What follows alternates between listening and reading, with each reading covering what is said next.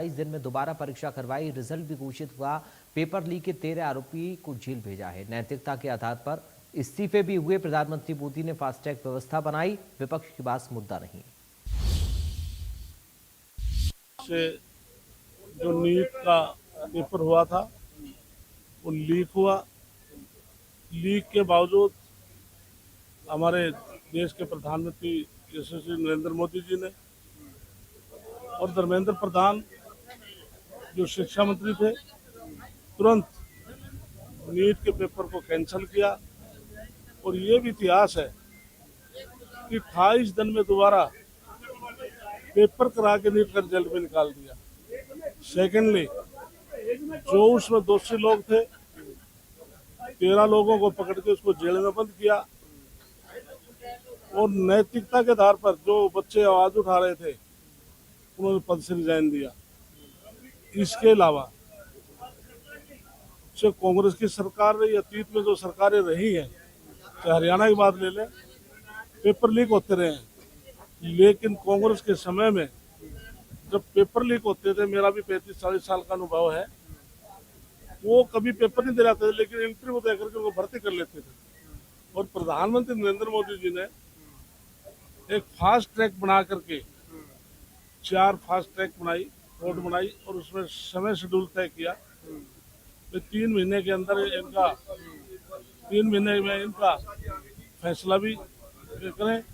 तो इसलिए आज प्रधानमंत्री जी ने जो कार्य किया है, आज हमारे देश के युवाओं को एक मैसेज दिया है कि आप गलत ट्रैक पर न जाकर के शिक्षित हों। जो अब डॉक्टर भीमराव अम्बेडकर ने जो मूल मंत्र दिया था, शिक्षित हो, संगठित हो और आगे बढ़ो, उस मूल मंत्र पर प्रधानमंत्री जी ने सबको आह्वान किया था। इसलिए अब इतना बड़ा जो कानून बनाया है, तो कोई गलत काम करेगा तो उसको 10 करोड़ जुर्माना और 10 साल की सजा।